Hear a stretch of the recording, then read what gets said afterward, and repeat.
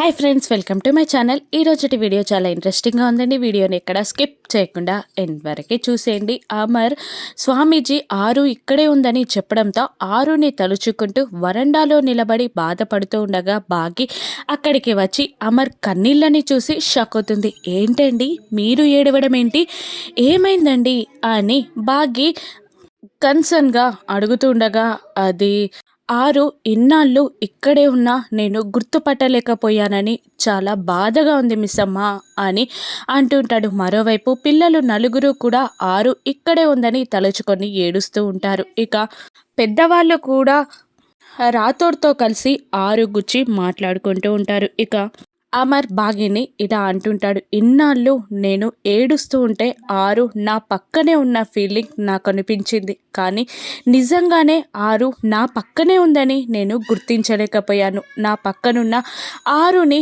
నేను గుర్తుపట్టలేకపోయాను. దేవుడు నాకు ఆరుని దూరం చేసి తనకి మాత్రం నన్ను దగ్గరగా ఎందుకుంచాడో అర్థం కావట్లేదు. ఇన్నాళ్ళుగా నేను పడ్డ బాధలని తలుచుకుంటూ ఏడుస్తూ తనొక్కతే ఎంత కుమిలిపోయిందో, పాపం నన్ను ఓదార్చలేక నా బదులు కూడా తానే బాధపడుతూ ఎంత కుమిలి కుమిలి ఏడ్చిందో అని అమర్ బాగిని అంటుండగా, అమర్ మాటలకి బాగి కూడా బాధపడుతూ ఉంటుంది.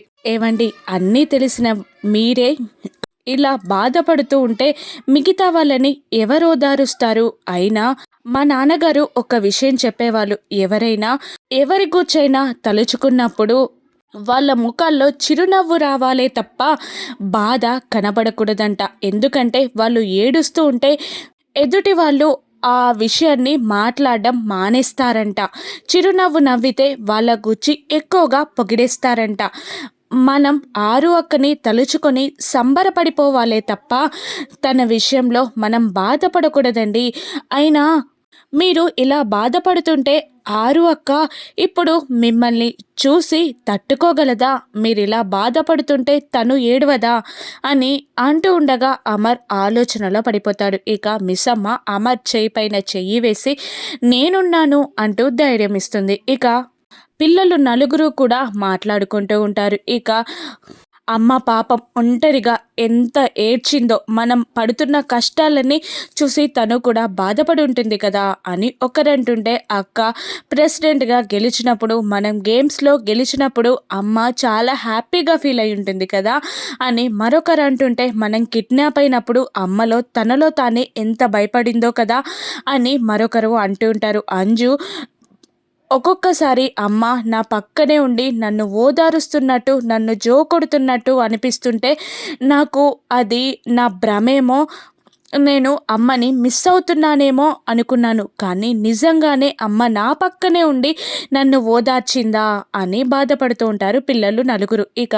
మరోవైపు నిర్మలమ్మ గారు ఇలా అంటుంటారు సదాశివం గారితో, చూసారా నా కోడలు ఎంత గ్రేటో, చనిపోయిన తర్వాత కూడా తన కుటుంబానికి తను రక్షణ కవచంలా నిలిచింది, ప్రతి కష్టం నుండి మన కుటుంబాన్ని కాపాడింది అని నిర్మలమ్మ గారు అంటుండగా, అవును ఆరు మన ప్రతి కష్టాన్ని తీర్చింది అని సదాశివం గారు అంటూ ఉండగా, ఈ ఇంటికి వచ్చిన ప్రతి కష్టం తీరిపోతుంటే దైవం సహకరిస్తుందేమో అనుకున్నాను, కానీ ఈ ఇంటి మహాలక్ష్మియే ఈ ఇంటిని కష్టాల పాలు కాకుండా కాపాడింది అంటే నాకు అసలు ఏం మాట్లాడాలో అర్థం కావట్లేదు అని ఏడుస్తూ ఉండిపోతాడు. అటువంటి ఆ అమ్మాయికి చావులోనైనా శాంతి లభించాలి.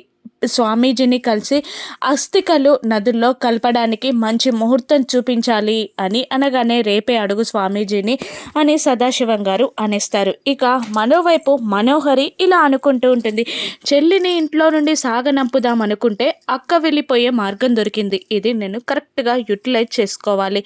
ఆరుని ఇక్కడ నుండి పంపిస్తే బాగీని ఇక్కడ నుండి పంపించేయడం నాకు వెన్నతో పెట్టిన విద్య అని అనుకుంటూ హాల్లోకి పరుగు పరుగున వచ్చి అమర్ ఆంటీ, అంకుల్ అందరూ ఒకసారి రండి అని అరవగానే అందరూ హాల్లోకి వస్తారు. ఏమైంది, ఎందుకంతలా అరిచావు అని అమర్ అంటూ ఉండగా, మనం ఇంతమందిమి ఆరుని ప్రేమించే వాళ్ళం ఉండి కూడా ఆరు విషయంలో అన్యాయం చేశాం అని అనగానే మనోహరి మాటలకి అందరూ షాక్ అవుతూ ఉంటారు. ఇక బాగి నోరు తెరిచి ఆరు అక్క విషయంలో మనం చేసిన అన్యాయం ఏంటి అని అడుగుతుండగా, పెద్దవాళ్ళు అమర్ కూడా అదే మాటని మనోహరిని అడుగుతూ ఉండగా, ఏంటా మనం అసలు ఇన్ని కష్టాలు పడుతుంటే ఆరు ఎంత బాధపడిపోయిందో కదా.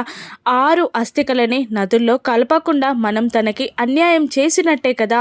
నేను తన పక్కనుండే పర్లేదు, తన పక్కన లేకుండా తను ఒంటరిగా ఎన్ని బాధలు అనుభవించిందో అని అంటుండగా, అమర్ కూడా మనం పడే బాధలని తను ఒంటరిగా దుఃఖించడం నాకు ఇష్టం లేదు, నాకు అది తలుచుకోవడానికి చాలా కష్టంగా ఉంది అని అంటుండగా, తొందరగా ఆరు అస్థికలని నదుల్లో కలిపేద్దాం అమర్ అని అంటుండగా, పెద్దవాళ్ళిద్దరూ కూడా అవును అదే మంచిది, కలిపేద్దాం అని అంటూ ఉంటారు.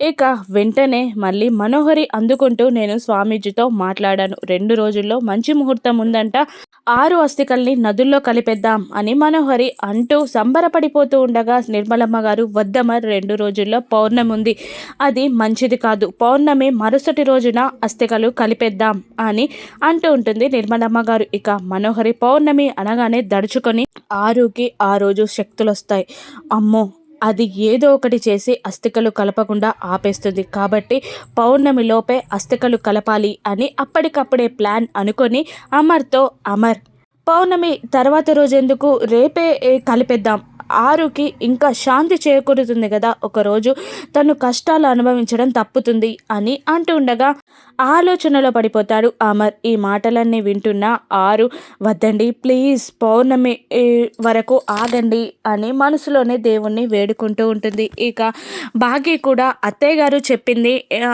నిజమనుకుంటా అండి, పౌర్ణమి తర్వాత రోజునే కలుపుదాం అని అనగానే అమర్ కూడా సరే, పౌర్ణమి తర్వాత రోజునే ఆరు అస్థికలు నదుల్లో కలుపుదాం అంటూ అక్కడి నుండి వెళ్ళిపోతాడు. ఇక మనోహరి విసుగ్గా కోపంగా రూమ్లోకి వెళ్ళిపోతుంది. ఇక ఆరు ఆ మాటలన్నీ విని వెళ్ళి గార్డెన్లో కూర్చొని బాధపడుతుండగా, గుప్తా గారు 2 రోజుల్లో పైకి వెళ్తానని బాధపడుతున్నట్టుంది, పాపం ఓదారుద్దాం అని అనుకొని అక్కడికి వెళ్ళి, బాలిక బాధపడకు, 2 రోజుల్లో పైకి వెళ్ళిపోతాం కదా, ఇక నువ్వు నీ కోసం కాకుండా నీ కుటుంబం కోసం చేసిన త్యాగాలు చాలు, ఇప్పటికైనా మనశ్శాంతిగా పైకి వచ్చాయి అని గుప్తా గారు ఓదార్పుగా మాట్లాడుతుండగా, సరే గుప్తా గారు ఇంకేం చేయలేరంటారా, మీరు ఈ అస్థికల్ని నదుల్లో కలపకుండా ఆపలేరంటారా అని అమాయకంగా అడుగుతుండగా, నేనేం చెయ్యలేను బాలిక అని అంటుంటాడు గుప్తా.